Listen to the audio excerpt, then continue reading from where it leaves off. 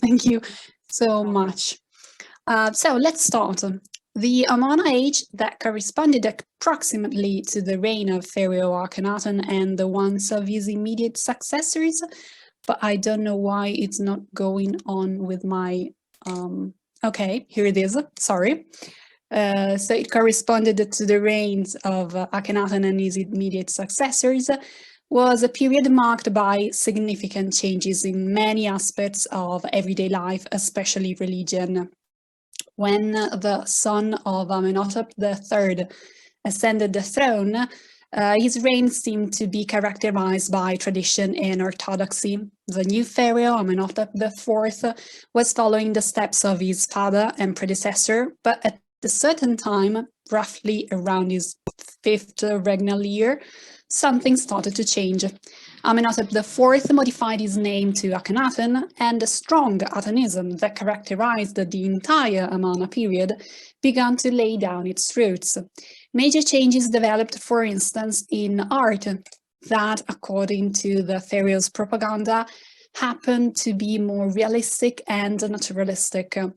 Whereas, as for what concerns the religion, due to the revolutionary innovation wanted by the pharaoh, Aten, the solar disk, started to be worshipped as the most important god of the entire pantheon.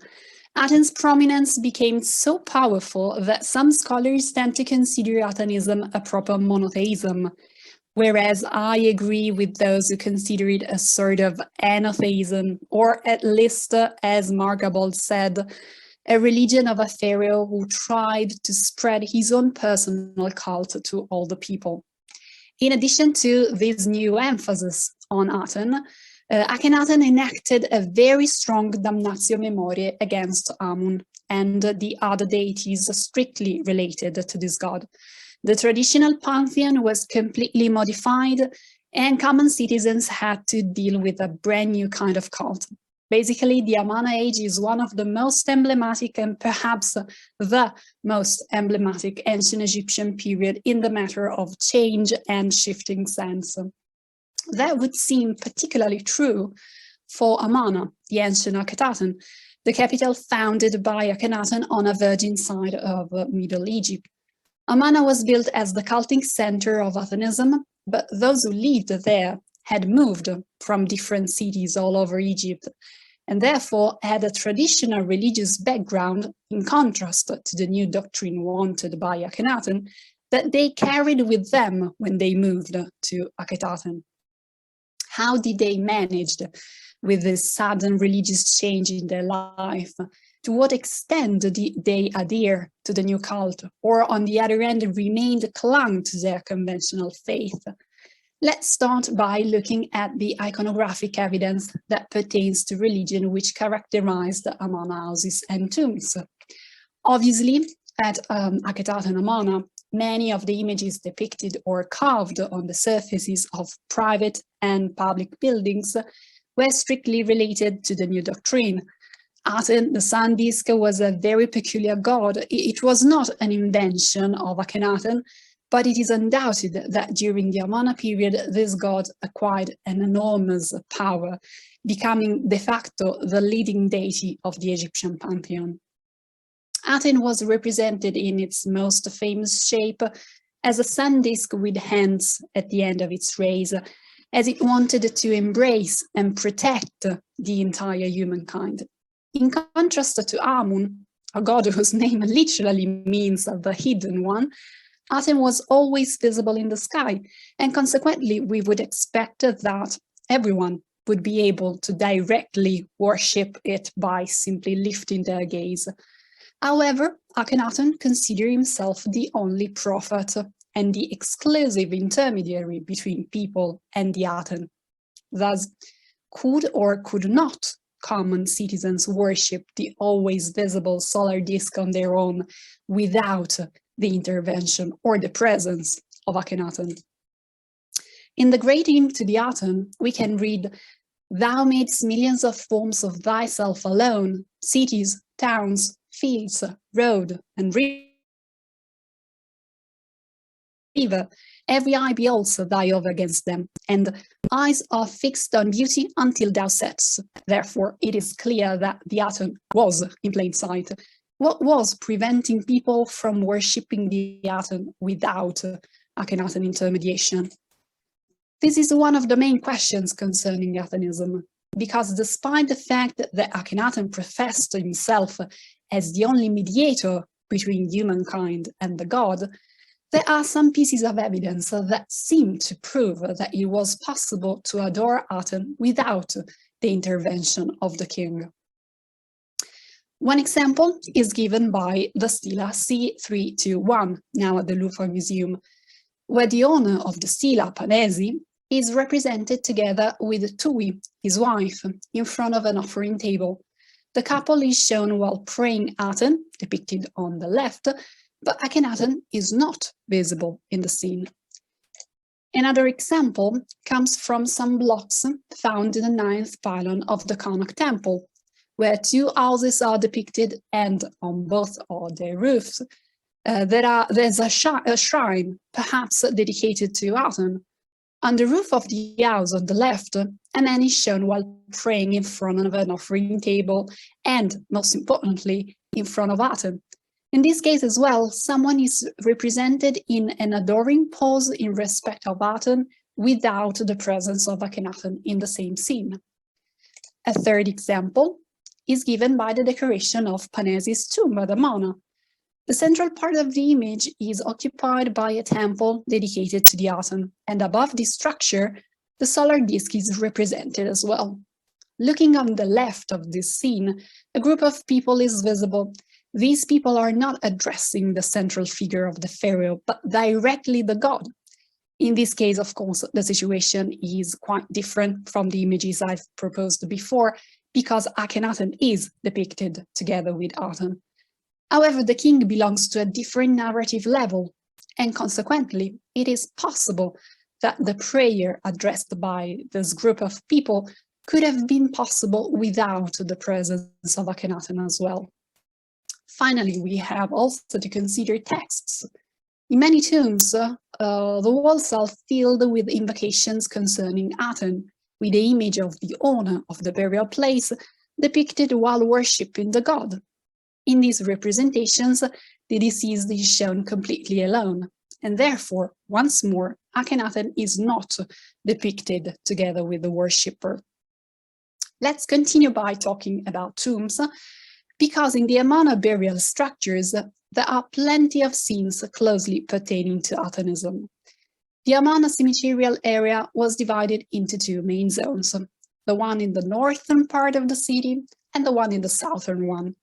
In these various necropolises, people belonging to different social strata were buried, but only the tombs belonging to the high strata of the society were decorated. Tombs presented no longer images related to the Book of the Dead or other funerary texts, as it had happened in the previous centuries, but started to be decorated with scenes pertaining to Athenism and the royal family. The deceased was shown as an adorer of the sun disk, but also of Akhenaten and Nefertiti, whose role, that was also religious, was enormously more powerful than the one of a traditional great royal wife.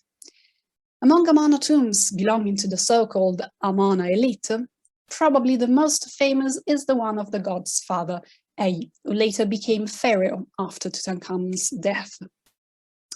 The tomb of Ay is decorated with images pertaining, among the others, to Akhenaten, Nefertiti, who worshipped the Aten, to the great hymn to the Aten, and the so-called window of appearance, from where Akhenaten and Nefertiti, together with three of their daughters, are represented while honoring the deceased. This is not the only tomb decorated with the window of appearance in and outside Amana.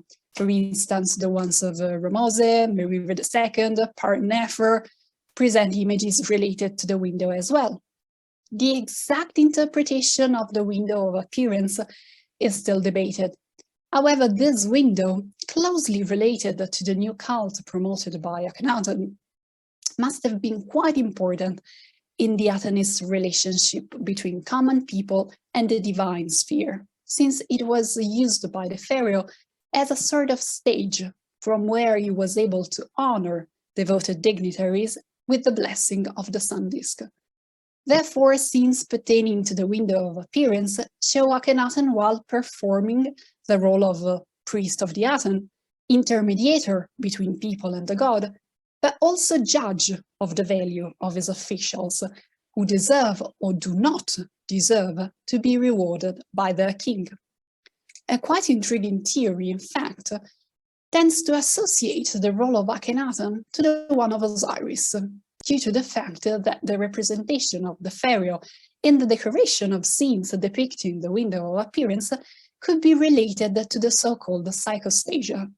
According to Okinga, in fact, in Amana the judgment takes place not in the afterworld, but in this world, and it is the king who sits in judgment, for one is judged according to whether or not one was loyal and obedient to him and his teaching.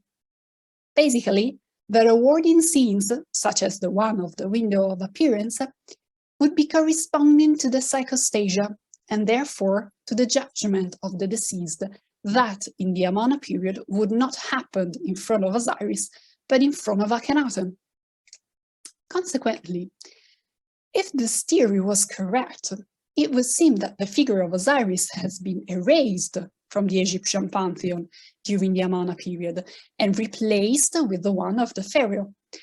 However, despite the allure of this hypothesis, according to evidence, it seems that Osiris continued to exist and perhaps be worshipped even during the Akhenaten's reigns, and that therefore a sense of continuity with past traditions endured despite the Athenism revolution. In fact, despite the fact that during the Amana period, the rebirth of the deceased in the afterlife was possible thanks to Aten, and at least apparently no longer thanks to Osiris, Osiris did not vanish. The major example on this matter is given by the decoration of the memorial temple of Amenhotep III. This temple was richly decorated with the image of various gods, including Amun and other deities connected with them. As I mentioned, the strong damnatio memoriae ordered by Akhenaten affected especially Amun and the other gods and goddesses strictly related to him.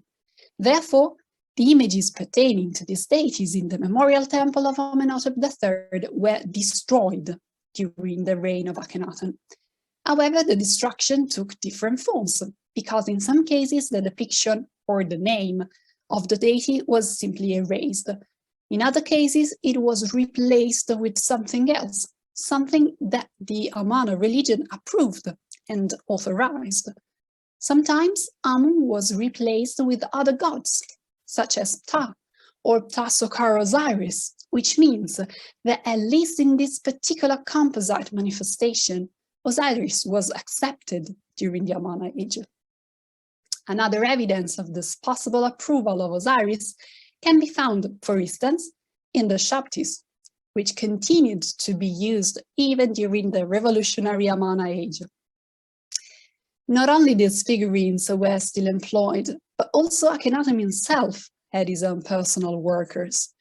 If the traditional duat did not exist anymore, and Osiris was no longer considered the keeper of the fields of Aru, what was the role of Shabtis? Of course, it is possible that their function was crystallized, and that was merely pro forma, and they had lost their Osirian value. But it is important to underline that quite often the inscription on their body was the usual sixth formula of the Book of the Dead, where the Shabti is asked to wake up in order to work in the fields in place of the deceased. The extended existence of Osiris and the possibility that this god continued to be accepted even during the Amana period is perhaps documented also by the fact that on the magical bricks of Akhenaten, the pronomen of the pharaoh is preceded by the epithet Osiris, the Osiris Nefer Heperure Waenre. Again, it is possible that the value of the word Osiris as a synonym for deceased has been crystallized, and therefore it didn't have a religious connotation by becoming de facto merely a part of a traditional formula. However, the choice to continue to use the word Osiris to identify the deceased, and in this case not a common deceased, but the pharaoh himself, is quite remarkable. Moreover, Osiris was still worshipped by private people as well, since many were the decorations and the amulets, for instance in the shape of a jet pillar, pertaining to Osiris found both in Amona tombs and houses. However, Osiris was not the only deity belonging to the traditional pantheon that continued to exist, especially in the religious beliefs of common citizens. According to evidence, the sense of affection to the old pantheon was particularly strong even in a city like Amana, a capital where the religious change should have been, at least in Akhenaten's idea, completely absorbed and embraced by all the inhabitants.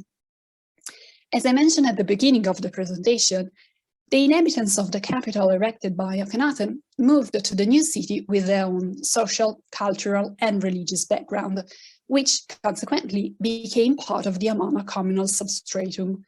In Akhenaten, for instance, the building P48.4 was probably a cultic construction dedicated to the worship of the protective gods of Elephantine, Khnum, Satis, and Ankhet. Some chapels in the workmen's village area were devoted to Isis and Hathor, and in various private houses, objects and decorations closely related to the old pantheon was found. Stele dedicated to Thoth, jewels with Bes, wall decorations with Taret, and so on. Among these, some objects, especially scarabs, even bear the name of the nemesis of Aten, Amun. Probably people, including and possibly especially Amana citizens, were not ready to completely alter their traditional religious beliefs, or simply did not agree with the idea of doing it, and totally embrace Atenism. Their cultic background was too strong to be demolished by such an impromptu revolution, and consequently they continued to worship their deities, even in the symbol par excellence of Atenism, Amana. Houses and chapels, however, were not the only structures where the anti-Atenism were clearly manifested. Amana tombs as well present valuable evidence on this matter. Despite the decoration of tombs belonging to the higher strata of society seem to prove that Atenism was accepted by all, funerary equipment found in burials belonging to lower strata of Amana citizens demonstrate quite the opposite. One of the main proofs of this is given by a couple of coffins found in the South Tombs Cemetery. These coffins are of great significance in terms of the impact of the new religion amongst Amana common citizens, because their decoration is quite peculiar. During the reign of Akhenaten, the decoration of coffins was modified, and the traditional image of the four sons of Horus, usually represented all around the external part of these funerary objects, was replaced by depictions of common people, scenes pertaining to everyday life, or images of Nefertiti. Despite their bad conditions, some part of the decoration of these coffins found in the South Tomb Cemetery are still visible, and in particular, on one side of both of these coffins, a cynocephalous figure is recognizable. Considering the position of this figure, the link to one of the sons of Horus, the jackal-headed Duamutef, is quite glaring. The decoration of these coffins clearly recalls all the religious customs, and the fact that these objects were found at Amana is even more significant. All these pieces of evidence raise some questions. Did Akhenaten allow some kind of religious freedom, or maybe wasn't he aware of all these elements strictly related to the old pantheon? Basically, was Amana the emblem of the Akhenaten's religious revolution, or did it become the symbol of cultic immobility and paralysis, especially due to common citizens' traditional beliefs? The answer is not so obvious, and perhaps neither unequivocal. On one hand, Amana was built with the main ambition of becoming the emblem of revolutionary Atenism, and consequently, at least on the surface, perfectly exemplifies the major changes that happened during the reign of Akhenaten and his immediate successors. However, on the other hand, Amana citizens, and as the evidence concerning Osiris seemed to prove, sometimes even Akhenaten himself, still clinging to traditional and conventional religious positions, represent quite the opposite. an excellent model of adherence to all customs and beliefs. To conclude, how can we label Amana? How can we insert this city in a specific category? Honestly, I believe we can't. Amana represents a wonderful case study of the coexistence of different religious ideas, standpoints, and conceptions that can be neatly classified neither as shifting nor as immovable sense. Thank you very much.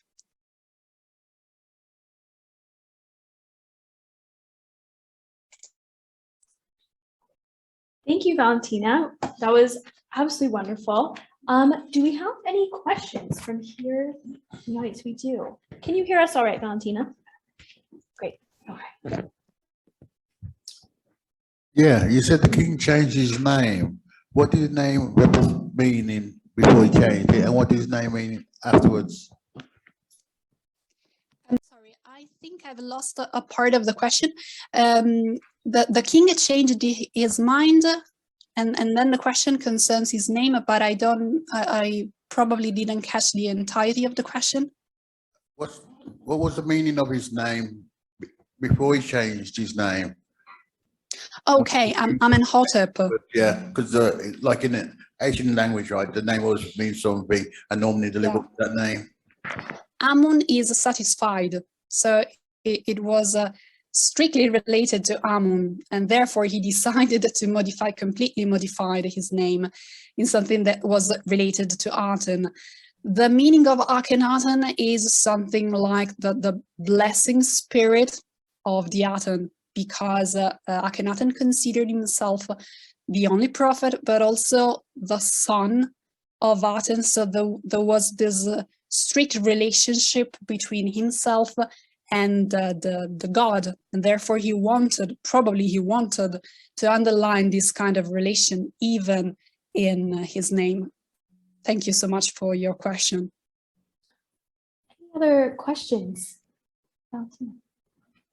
Do we have any? Great. We have one from the Q&A. Sam's going to read it for you.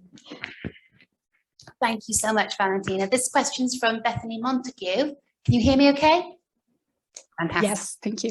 Some depictions of Akhenaten and Nefertiti link them to Shu and Tefnut using iconography. Is there any evidence of the people of Akhenaten worshipping Shu and Tefnut? Do you think these representations of the royal couple were meant to increase and demonstrate their role in Atenism, or do you think it was perhaps a way to connect to the religion of the people? Thank you so much for your question. Yes, there's a strong relationship between Shu, Tefnut, and the Aten, but also Akhenaten and Nefertiti. One of the names that were associated to Aten, because Aten at a certain time started to have its proper name into cartouches, as they wanted to underline the fact that it was not only a god, but a sort of a king of the gods or something similar. And in his name as well, there's a strong relationship between Aten itself and Shu. So yes, I believe that Akhenaten and Nefertiti wanted, to partially at least continue a sort of a traditional religion. That's the reason why I don't believe that Atenism could be considered a form of monotheism, because there are some evidence, for instance, the ones concerning Shu and Tefnut, that prove that Aten was, of course, the prominent god, but not the only one. Not only for what concerns common citizens, but also for what concerns Akhenaten and Nefertiti, the royal couple, the ones that more than anyone else should have focused all their religious beliefs on Aten, if the Atenism was a proper monotheism. Thank you, Valentina. Have we got time for one more question from the Q&As? I believe we do. Yes. Fantastic. This is another question from Marie. Does the difference in old and new religious imagery in the elite and poor burials point to a more political use rather than a religious function of the sun disk, possibly used against the financial power base of the priests? Excellent question. Yeah, I think it is, again, strongly linked. This revolution was strongly linked to the great power that the Amun priests were acquiring right before the reign of Akhenaten. So we have to consider that during the 18th dynasty, the role of solar deities increased a lot. But probably the decision to focus especially on Aten was the exact counterpart of Amun. As I said, Amun was the hidden one, whereas Aten was always visible, marked this fact. So Akhenaten wanted to block somehow the power that these priests are having, and in order to stop this increasing power, probably he decided to focus even more on a god that represented quite the opposite of Amun. That's my, that's just an opinion, of course, but thank you for your question. It's really interesting.